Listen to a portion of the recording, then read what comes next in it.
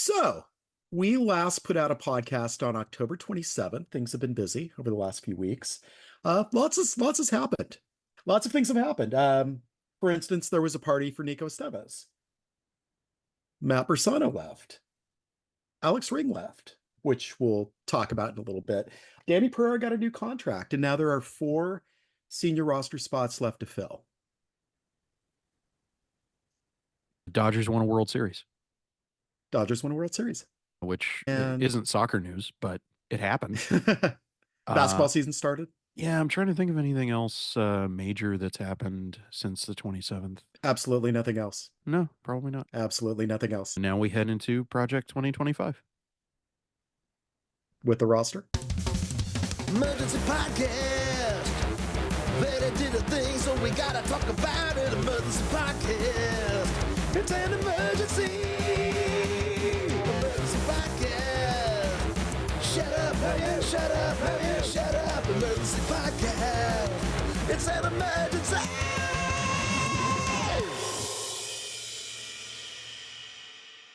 Hey, a hearty hello to you all, and welcome to Emergency Podcast, the Austin FC podcast, where we talk about all the Austin FC emergencies. Plenty of emergencies going around, but we are concerned with the Austin FC emergencies as they try to build the roster towards the 2025 season, as we coyly alluded to a little bit earlier. Moisés, how are you doing today? I'm good. The thing that I didn't bring up in the open was that I represented Verde all day in an Otra Por Favor roundtable with various other Oh, folks yeah. in the Austin FC media ecosystem. And I feel like it Mhm. went great. And I wanted to give some appreciation to Richie and Duke for being great hosts Yeah, yeah. and bringing together a bunch of folks. And on that recording, a notion of fostering a neighborly atmosphere as much as possible, Mhm. which some people in the Austin FC media ecosystem aren't really that big on. I would say most Marginalize are. yourself. Most are great. Some Yeah. folks want to create adversarial stuff for the sake of creating it, and that's why they don't always end up invited to the party. I really wish I'd been able to be there, but I was at a wedding in Pittsburgh, and I was just coming back when shortly before y'all were recording, and it was just, yeah, it was more prudent just to stay home at that point.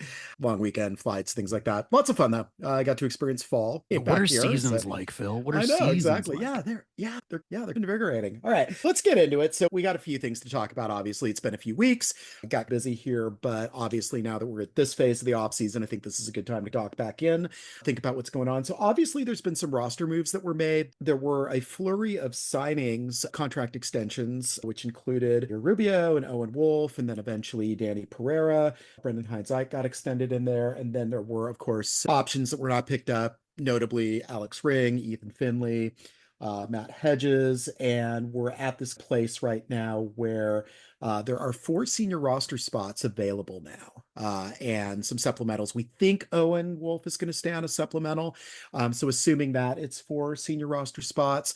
Did an article a little bit earlier this week. There's some holes in the lineup, so we can talk about that. But I wanted to first just review what we had done. So I'm going to put two questions to both of us.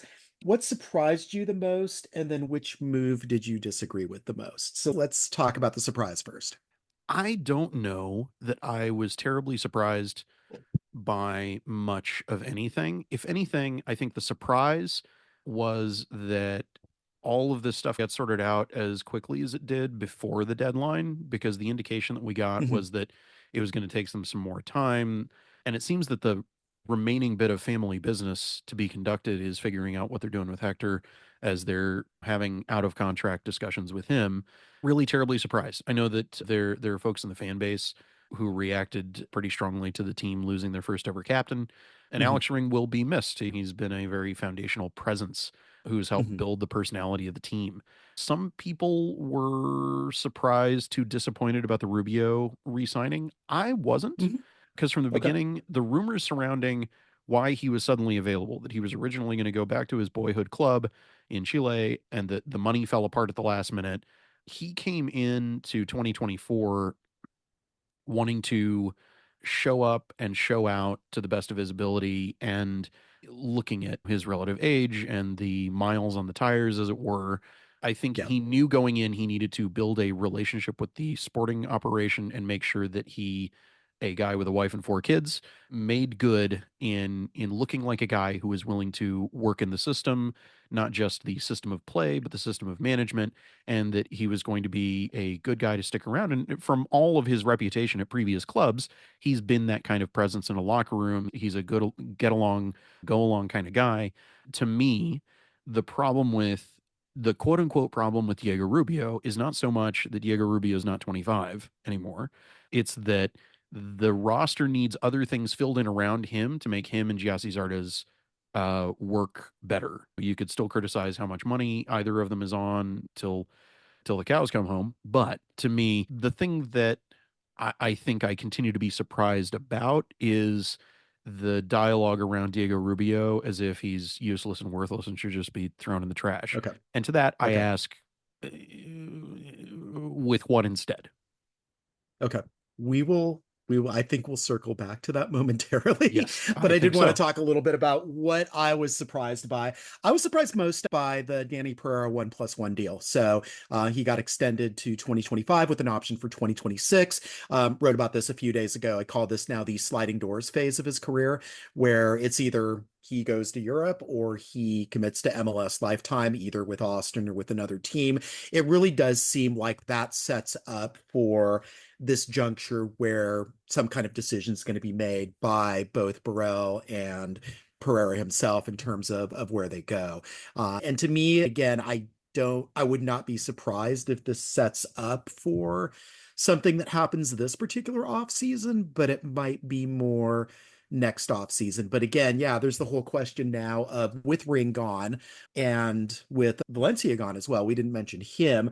All of a sudden, there's things to do in the midfield, and where does Danny fit in that? Do you build the midfield around him? Can you build the midfield around him? Is where I think maybe that's one of the puzzle pieces that Nico Estevez has now that he's assessing the players like he's talked about before. He did a really good interview with Moontower a few weeks ago, and he talked about this kind of idea, and he talked about this in the press conference too, the kind of idea of he's not going to know what to necessarily do with the team until he assesses the players. It wasn't quite that naive, but the idea that kind of what he wants to, he's got ideas certainly about what he wants to do, like formationally, style of play, but he's going to weigh that against the players that he's got. It doesn't seem like he's going to just wedge a system onto the players, regardless of who the players are. Not that we have maybe seen that before. I think Emergency Podcast becoming a late 90s Gwyneth Paltrow cinema podcast is appropriate. And if you haven't seen Sliding Doors, it's a good movie. Because it was a Miramax movie, I don't know if it's easily available for streaming, but it's out there and it's part of what built the Goop empire. Danny is this interesting case of the team's recent performance having a knock-on effect to his trade value, both perceived and dollar amount.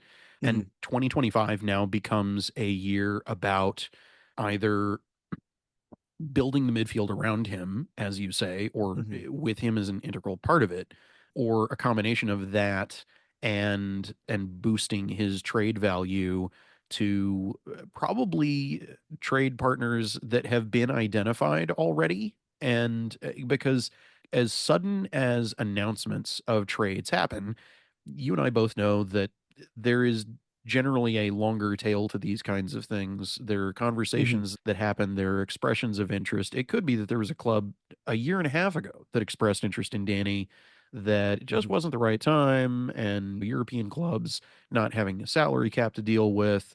They're just waiting for when they're cycling out a particular midfielder that they want to bring this guy in. And it could be that interest has waned based on his performance. He did not have as stellar of a 2024 as he did a 2022, and his 2023 was also not his 2022. So it feels like this is a second premiere, the remastered, fully equipped edition of Danny Pereira. Perhaps the Estevezized yes, Danny Pereira. The Estevezized edition of Danny Pereira. The thing that I think he and the team have going for them is everybody has something to prove. Everybody has this new reset point, as we referred to it. And I think he's going to be one of the bigger beneficiaries of it if he can actually do something with it and make a splash, make himself visible and interesting. And yeah, we need Danny Pereira to fix our midfield, says some club in Europe. There was that weird Coventry City rumor that came out recently that apparently they'd been in for him. They were interested. It seemed like a substantial amount of money.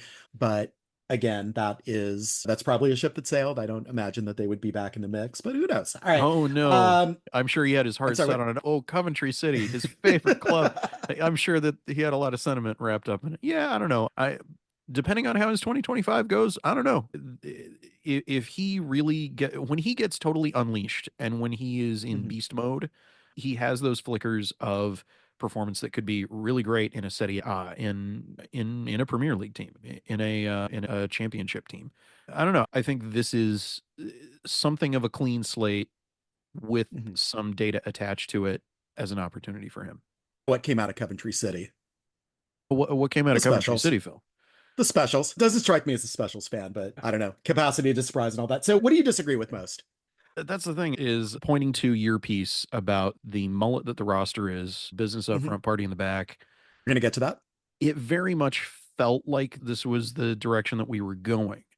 And throw sentimentality aside, I can understand in the rebuild process that they're emptying out the midfield because the Mhm. midfield has been one of the biggest issues they've had transitionally. That is Right. where we have seen loads and loads of balls get given away and create almost record breaking score lines for opposing teams. So I get it. And I, this year, obviously, just the dearth of offense, the dearth of progressive passes. You have to point to the midfield for a lot of that. yeah, I wish I could give us more of a meal to tuck into, but the decisions that have been made so far, and this is, of course, in Mhm. advance of the winter window opening and all that other stuff, Yep. I'm Mhm. not really surprised by any of it. You don't disagree with any of it, ever. Uh, yeah, I would honestly be hard pressed to disagree with, I guess you would say, the black and white version of it, of Okay. options picked up, options Mhm. expired, probably Right. more in the details. I think, as you said, like the 1+1. Actually, here, I'll disagree with you. That didn't Cool. surprise me that much, Okay. because it feels like that's the most flexible way. Who knows what salary they've got him on now? Right. Yeah. But that feels like the most flexible way that they can determine whether they're going to deal him, whether they're Mhm. going to keep Yeah. him longer term, or how that's going to progress.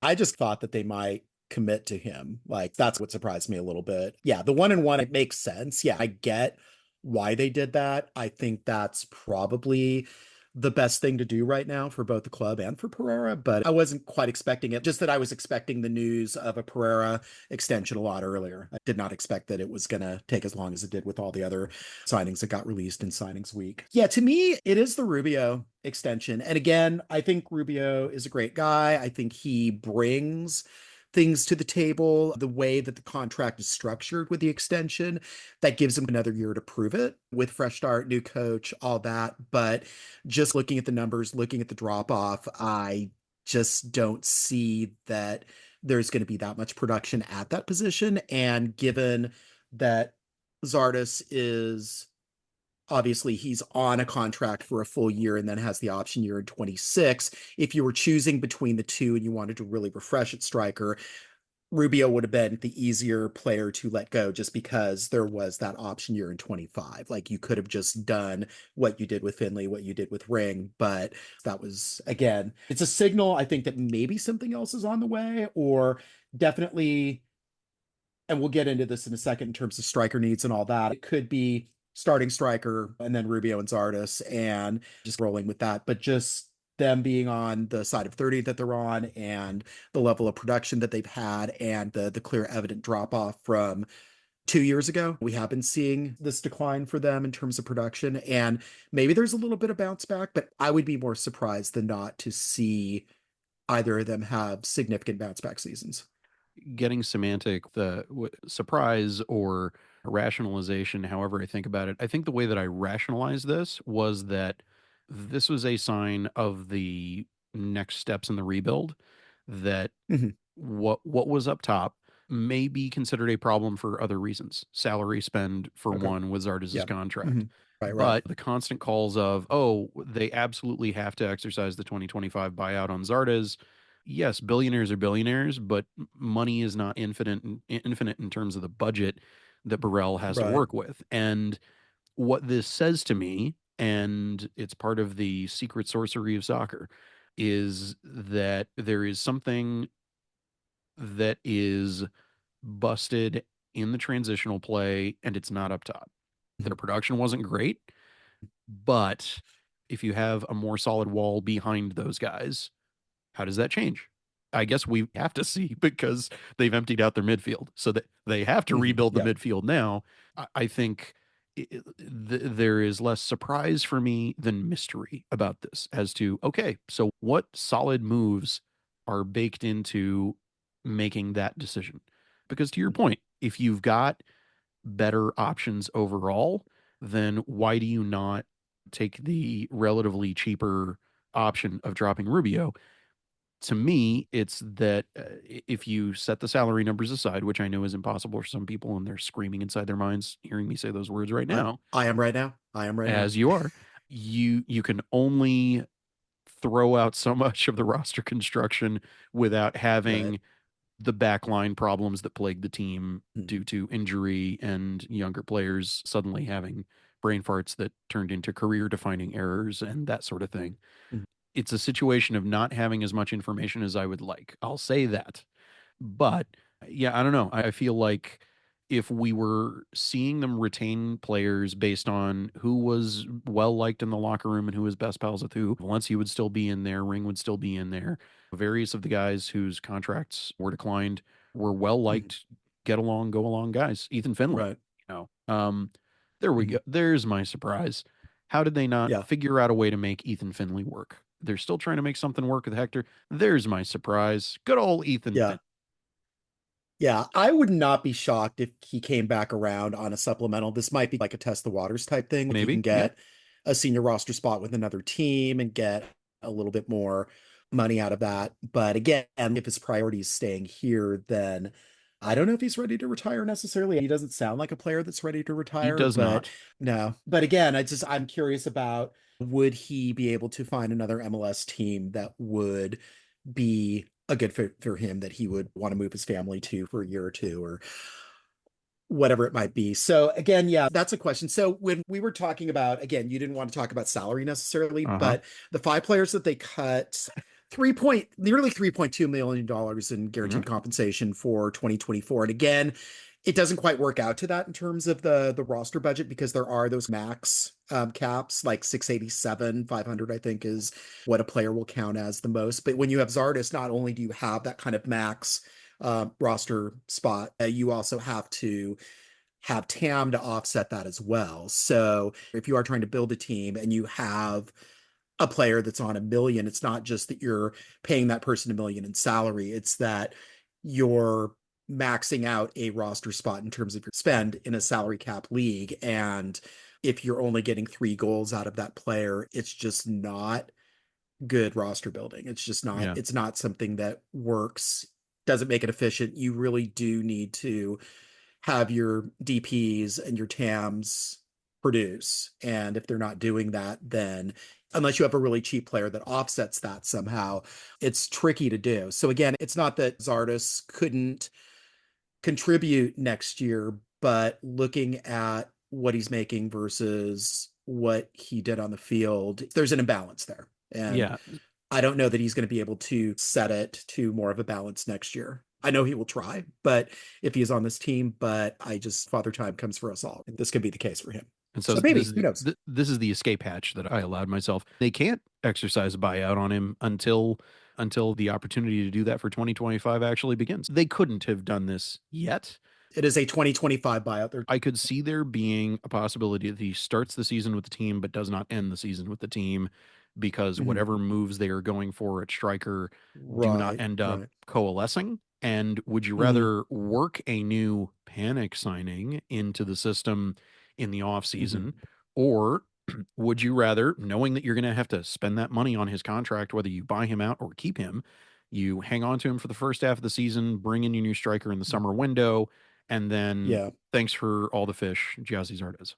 That becomes like the first 2/3 of the season. And then it's the same thing that you have with 24, where if you roll with, a roster that's less than optimal, are you already, again, the way that the schedule worked, the points that they got, the points that they needed to get after that summer window, they weren't able to get to the playoffs. So that's the concern again, even though the team could be better heading into 25 based on whatever moves Burrell's going to be able to make, plus the moves that he's made already.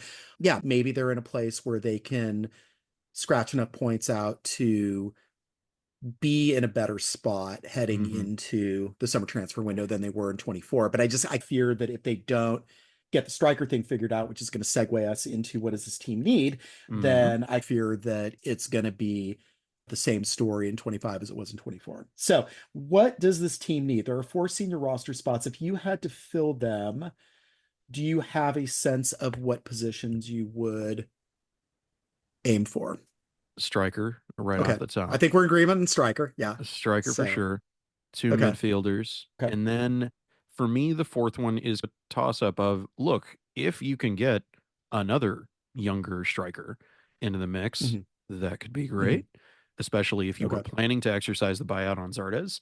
And if those pieces that you want, if the both of them are not available until the summer, if you bring somebody in the winter, even then, even if they bring in a striker in the winter, I could see them retaining Zardes until the summer if they are looking to fill that other senior roster spot with another striker because of the continuity of just keeping all the boats afloat, people who are used to the heat, which people make fun of this, but it really is a major factor. I don't know if you noticed, I'm walking around in shorts and it's mid to late November right now.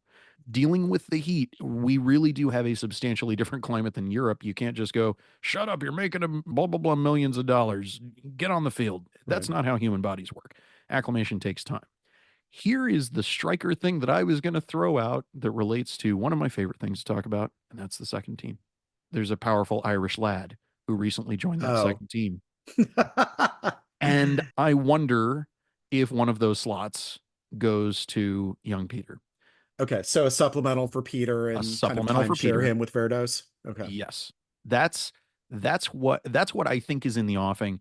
What I feel like watching the Verdos rebuild is that they want to be able to use that magical tank of developing younger talent to feed into the first team, because why wouldn't you? Teams across the league that aren't doing it that way, that are looking at it as like an Academy Plus team, I don't know what they're doing.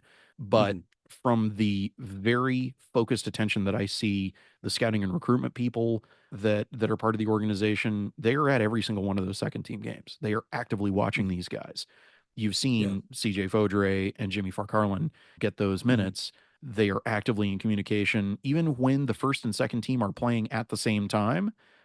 One of the things that I witnessed, which I wouldn't take on the record, but I was party to seeing the team's technical staff receiving communication that they were bouncing back and forth with the first team while they were in Minnesota, while the second team was in Arlington at the former ballpark in Arlington, about Alonso getting minutes in the Minnesota game. And there's a very symbiotic relationship between the first and second teams, and it's about who is really showing up and putting the numbers on the board. And unfortunately for Micah Burton, he didn't have that great of a season. He went through a bit of a slump. He came out of that slump, but did he come out of it soon enough to keep the attention of the scouts that are going, do we have talent inside the tent, or do we need to go outside the tent for it? It sounds like Irvin Torres surpassed him in terms of development at this point, which is interesting.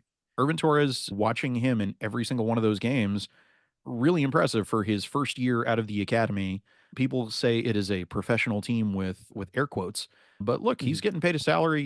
He is treating it like a job, and he is not resting on the laurels of, oh, that incredible goal that he scored when he was 14 or something like that. He really showed up this season. So shifting over to the midfield conversation as relates to the second team, I feel like Irvin Torres getting his first actual first team minutes, making history as the first player to play at the academy, the second team and first team levels, as a homegrown all the way through. That kid's going somewhere. Landon was right.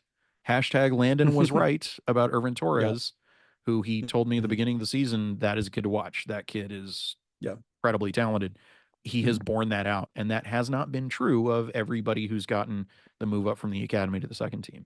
Yeah, so I think, so we're in agreement on striker. I think specifically in the midfield, I would love to see a D mid because they obviously need that now. Valencia and Ring were essentially the D mids, and they're both gone now. So that's a position they need to fill. And then I'm curious about a pure 10, right? Because again, with Wolf's system, he would call it dual tens, but it's more dual eights. So there wasn't anybody who was like really like a heliocentric attacking central midfielder. There's obvious like Carlos Gil, Babella Reynoso, Ricky Puig to a certain degree is that, right? So somebody who can orchestrate. I'm curious, dying to know what this team would look like if it actually had a player like that in the midfield. Driussi ostensibly is a 10, but he doesn't really play like a 10. He really plays more like a second striker. I've heard some talk over various fan channels and things like that about winger as a possibility. I do still think that a fourth position that, again, with this fourth senior roster spot, I think getting winger depth, I think getting,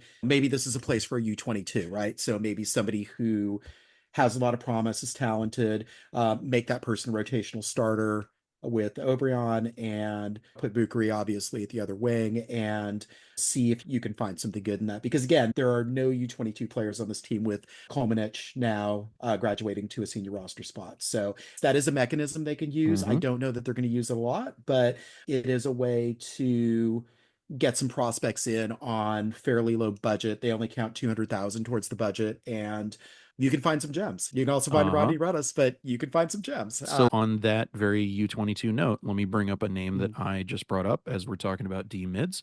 Alonso Ramirez, the current captain of the second team, he would be an international if they haven't been spending the entire season trying to get him a green card, which I assume that they have. Right. And his loan from Atlas ends in December of this year, along with his contract with Atlas is done in December. They might have a club option, but if I were more into contracts, I would be more prepared on this. But last I looked at it, the impression I had was that his contract just plain ends. And if Atlas was going to get transfer money from him, they were going to get some sort of a transaction this year. I think this year might have actually been his option year, or they didn't have a club option. I don't know, man. Liga MX does weird stuff with promising young players that you're not going to start for Monterrey, so out in the trash heap you go.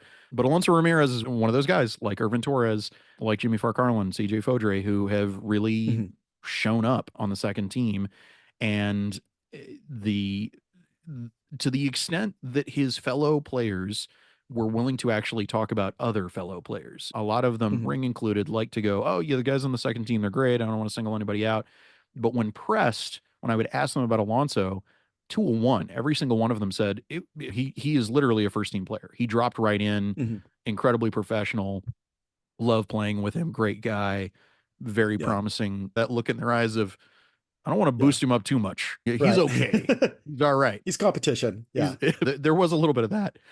I think Alonso Ramirez with a green card, with the end of his Atlas contract, I think that he very well could be a candidate for one of those roster spots. And that's what they need. And that would be smart. He knows the system. Yeah. No, I think that'd be good. Again, with kind of the network that Burrell's tapped into, I'm sure there are promising U22s around the world. Again, you do, even with Ramirez, you are going to need that international spot if he didn't get a green card. But Pereira got a green card, which was really important. And so there's now going to be an extra spot based on that. And I think the spot that got given to Atlanta was a 24. I think Austin gets that back in 25. So, I think so. Yeah, there's definitely, I think so. I believe so. We'll have to sort it start of the year, but I think they're going to actually be in some kind of okay shape. I don't know that they're going to be able to stock all 4 senior roster spots with internationals. I don't think that's the case necessarily, but I'm curious again to see what they're going to do. And then also if they're going to tap into free agency, re-entry draft, things like that, it's possible, but we'll see what happens. All right, so let's talk about Marvin Ducksch because he is a fun sort of off-season transfer rumor exercise. So he is a striker. He is playing with Werder Bremen right now and has been there for a few years. He's got a couple of caps with the German national team. He is 30, which again, 30-year-old striker, Austin FC. You're familiar with that pattern. You may not appreciate that pattern, but I ran some numbers in this article that I put up yesterday and Thursday, because you'll be listening to this on Saturday, hopefully, or later. And pretty interesting player. So I called him German Budget Chicho Arango because he has some very similar distribution numbers, particularly really good with assists, shot creating actions, progressive passes, a lot of passes attempted, not many passes completed, but when he completes them, they usually go pretty forward. Some okay defensive numbers, but again, somebody who I think if you put him in MLS still has the capacity to, especially with his ability with assists, to maybe on the higher end get 25 to 30 goal contributions in a 34 game season, which would be nice, which would help quite a bit. Do you have any kind of thoughts based on this? Again, I threw a highlight video in there. I did a bunch of numbers. There's definitely some players that have a little bit more flashier numbers overall. The chart for Olivier Giroud is dismal and probably confirms some stuff that you were saying, Moises. But what do you think about this? What do you think about this as a possibility if this were to come to fruition? One of the things I keyed into in your piece that I like a lot about this as a prospect is the notion of him being able to deliver Chicho Arango kind of performance. The question I have is, can he handle the heat? That is the thing. He can do incredible, amazing things in Europe. He might be able to continue to do incredible, amazing things in Europe past the age of 30. Right. I would say that the high performance question that if I were Rodolfo Borrell that I would have is, can this guy make the jump? You've got a player like Osman Bukhari who had to take some time to adjust to the heat a little bit, but he's from Ghana. So it's not that he hasn't been in something relatively comparable as a climate, but then you look at a player like Alexander Svatok who took longer to work in and is working out great if you ask me. Let me tell you straight up, I never want to owe that man money. Maybe there's going to be a little bit of a longer adjustment phase. And again, maybe that is part of the logic with keeping the consistency of bringing Rubio back on a short-term thing. He's not that expensive. You're already pot committed to playing the Giassi Zardes cards that you've got. You might as well use them rather than be vacant or thin at that position while you are working in somebody who is going to take that kind of Central Europe acclimatizing time on top of maybe playing this hotshot Irish striker that you've already got in the country that you've already been acclimating. You are a Grogan believer. I'm a big old Grogan believer, and I feel like there is this multi-layered thing. There is no way that Borrell wants the team to be caught flat-footed the way that they were in the back line when Julio Cascante getting injured and Kip Keller having one of the legendary brain farts in world football. That two players completely wrecked your backline defense. That's the way that I see the progressive stacking of positions. Ducksch as a prospect on the front makes sense. People will react poorly to his age, but I have yet to see a major flop of a player being brought in under Borrell, considering other options, considering where they were thin, considering what they needed to upgrade and everything. So I am optimistic. I'm still whiffing the Hopi. And this guy feels in line with other decisions that we've seen to substantially shore up one of the most thin positions that we've got on the board. Yeah, some cautionary notes. Again, when I talk about him being Chicho Arango, he is certainly that comparably in terms of those assist and distribution numbers. He's not quite that in goals. He has in the previous two seasons, 22 and 23, or 22, 23, 23, 24, because Bundesliga.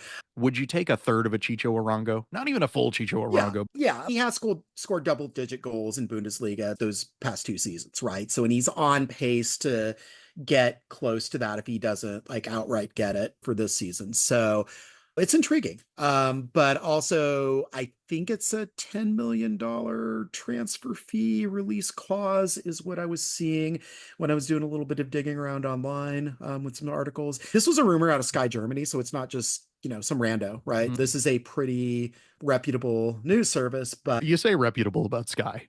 Believable, reputable, I wouldn't go that far. more on the scale. Okay, on the reputable, but not necessarily the most upstanding, you know what I'm saying? Yeah. Again, this kind of feels like a Borja from last year in terms of that kind of rumor, that kind of story. There were rumors about Borja going to Cincinnati. Cincinnati tries to figure out like what they're doing striker wise. So his name's still floating around out there. To me, like the really big red flag for Borja was he basically was on a team every year and just kept switching teams from year to year. And that seems weird. That like, why would you do that? But again, interesting. Again, it does in ways fit the profile of the kind of player that Burrell might get. And there could be, again, possibility of it's a club friendly salary, but it still works out for the player. Like he's making about 2.3 million in the Bundesliga. He could probably do better against MLS center backs than Bundesliga center backs. But again, I'm just wondering about, since there is going to be like such a big transfer fee outlay probably for him, probably a limit to what they can spend salary wise. And again, is that going to be worth it for the club? Is that going to be worth it for him? That's where, again, a lot of business talk today, a lot of contracts, but it is important. It is something that you got to figure. And again, one thing that we know about Burrell so far is that he is getting some players that are better than their salaries. So he's getting lower salaries for these players. Yeah, I know. Dessler's the deal of the century, for crying out loud. Yeah, come on. I know. Svatak, it's crazy that Svatak, Dessler, and Bukhari together, salary-wise, are 1.8 million. Yeah, I breaking news, Phil, and I think I can use this ethically. Okay. We've got, I do have some secret tape from the deal-making dungeon of Rodolfo Burrell. What? These deals, you will not believe these deals. And they are coming here for a great amount of money. They are being taken care of. And when they get used to the heat and crazy MLS with the worst officiating I've seen in my life, they are very happy, these players. We are going to continue, no panic signings. And you're not recording this, right? Good. Okay. In the case of Marvin Ducksch, I would like to wait out this $10 million transfer fee. This is too much. We have billionaire owners. They are very rich. They are very handsome, very powerful. But I do not want to put them on the hook for $10 million if I can avoid it. Maybe this will be another case of a European player who is not aggressively courted by other people. And maybe we wait a little bit of time. We have to spend the money on Zardes anyway. He's a good man. He deserves the money. We will pay him his money. But we will take our time. We will not panic raid the $10 million piggy bank for Marvin, even though he's a very good player. But no news at this time. This is a great impersonation, except Bro would not say this much about No, he would not. No, he would not. No, not even, I mean, not publicly, right. But again, this is from the deal-making dungeon. This is behind closed doors. Yeah, this is when he's chatty, not in front of us. This is... So you're doing... Yeah, so you're doing Burrell impersonations, and there's another fan over in Los Verdes who's doing it as well, like recording stuff and putting it up in the Slack. And same thing I said to him, I'll say to you. It's really hard to do a Burrell impersonation without getting into Triumph, the comic insult dog territory. If you're not a trained impressionist like I am, okay. Then you do something that is for me to poop on. Exactly. Yeah. Look, see how easy it is? It's very easy to slide into the Smigelism thing. Look, the Emergency Podcast can turn into a whole thing of the art of impressions and impersonations. And then I would do my friend Guillermo del Toro, who is if Totoro from My Neighbor Totoro was Mexican and from Guadalajara. Yeah, no, I could do impressions all day, but people aren't paying for that. It's the off season. Yeah, it is the off season. It's the off season for Lionel Messi. Boom, zing. It's also the off season for the Columbus Crew. Boom, zing. Know who else? Oh, wow. See Cincinnati, Columbus Crew, and Inter Miami all out of the playoffs. The entire like Eastern the best Conference. Of 3 first round a lot better than I thought I would. Wait a minute, Phil. That game 3 between Atlanta and Miami was just bonkers. That was so much fun to watch. You were right. I watched the replay. I was busy as it was being played. But watching the replay, that is the promise of this league. That Messi is out of the playoffs. I'm sure Taylor Twellman's mad about it. He's obviously mad about something, getting into a punch up with an audio tech. Allegedly. That is the promise of this league. That you can have that talented of a roster of players who in that game, some of them were not their best selves. fulfilling what so many of us have said about, people walking around wearing Inter Miami shirts. Some of those guys, not the nicest of guys. You definitely saw it in that game, man. So of this league being Leo Campana pushing Brad Guzan into the spider web, and then Yeah. Luis Suarez taunting. Then Atlanta coming back and scoring the winning goal. And welcome Guzan to the standing on his halls head, of stopping legends, Messi. Brad Guzan. Brad Guzan, welcome. You just had to be shoved into Valhalla by Leo Campana. He was even good in game one, which they lost. He had a phenomenal series. It's out of nowhere. Atlanta is not a good team, right? Atlanta is a very flawed team right now, but they go on. They could be an MLS Cup. It's pretty, like you said, top three teams in the East are out. That's pretty wide open. West, I think we're still headed for an El Trafico final. Disappointed that Vancouver couldn't get it done. They came real close, but LAFC'd, so they move on. They play Seattle. It's interesting. It's not great that we've got this yawing gap of an international break right now, but at least we're getting to see the US and its evolution around Pochettino. So speaking of LA, my favorite thing Ricky Puig, I think, has ever done was immediately get on Twitter and cry and whine about 22 days until the next game. And I'm like, okay, Ricky Puig, I like you. You're all right. You're okay. Never going to own one of your jerseys. Never going to cheer for you. Never going to hope for good things in your life. But I can like one thing that you do. I dig that. I dig that kind of vocal stuff that not everybody in the league is comfortable doing. It'll be hilarious to see if it ends up somehow biting him. But I think that is the kind of panache that more high salary superstar players within the league could do to try to force the hand of the league. Was Ethan Finley not retained because he said that the league needs to add 2 senior roster spots? Who's to say? Who's to say the skullduggery of Don Garber behind the scenes and back of house?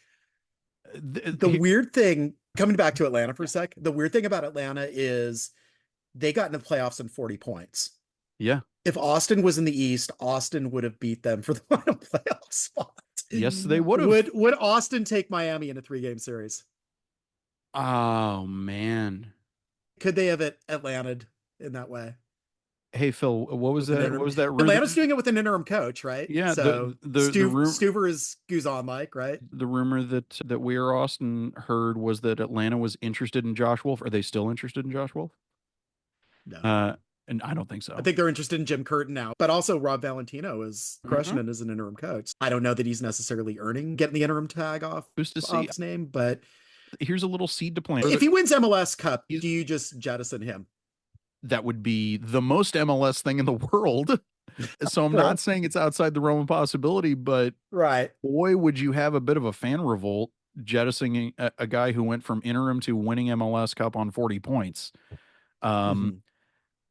This is the seed I want to plant for further finding things to talk about in the offseason. Who goes where, who gets what.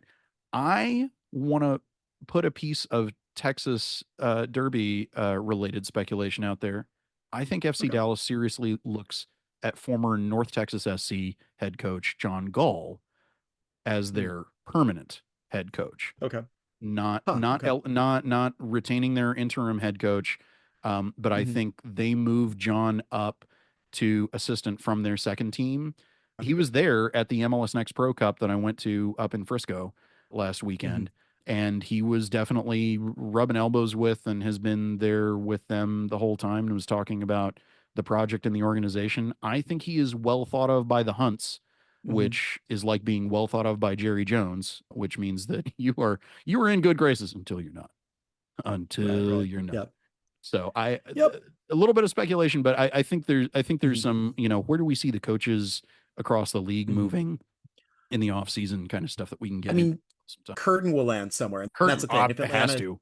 But if Atlanta decides they're keeping Valentino, then I could also see Curtin going to Dallas, which is maybe not his first choice, but he certainly, that's an interesting thing. Let's say that had happened while the search was still going on. Could Curtin be coaching Austin right now? Or I do feel like Burrell landed on Estevez for a lot of reasons, and I think maybe would still choose Estevez over Curtin, but I do think that's an interesting question to ask. I feel like the culture fit is a big until I am borne out by history proving me right. People will claim I'm out of my mind.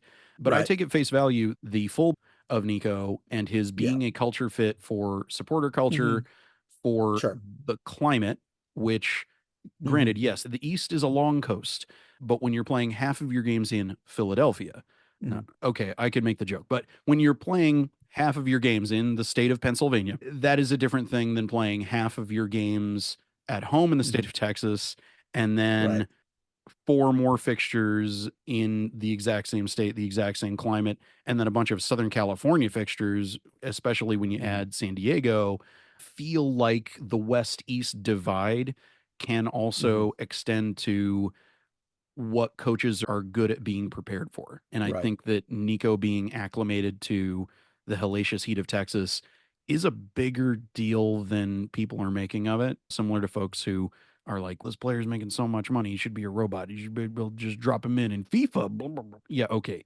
In FIFA, lots of things happen. EAFC, whatever it's called now. Yeah, I don't know.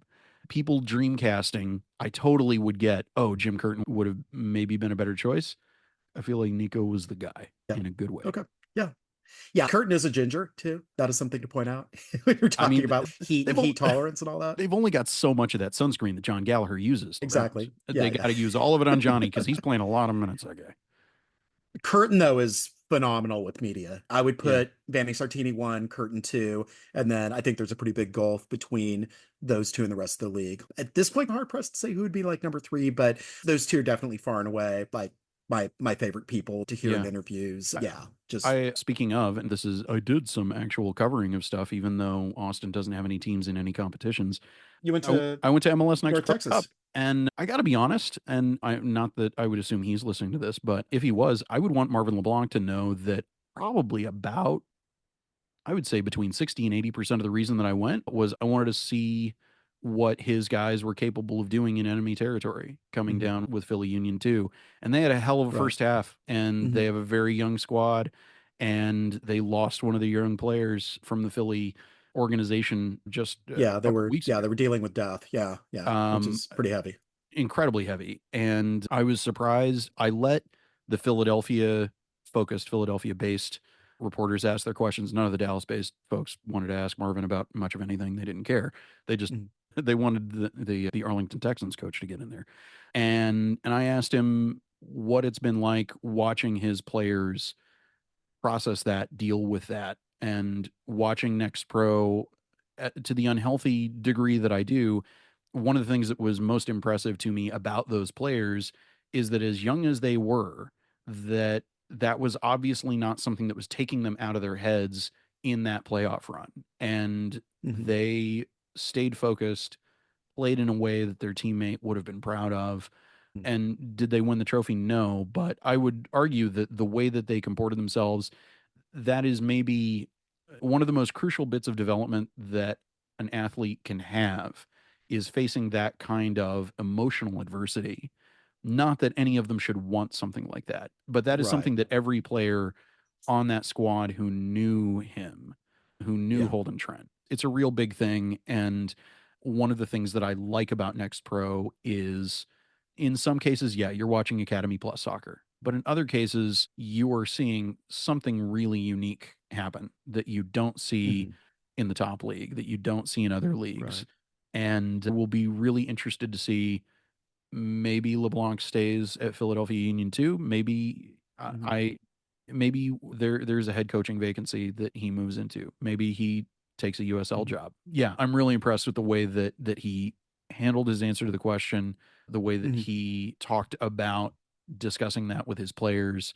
Yeah. And not everybody who is a soccer head coach has to be soccer dad to their players, Mhm. but in a case like this, he did the soccer dad stuff really well. Yeah. And And that but they were like up to nothing. the game pivoted.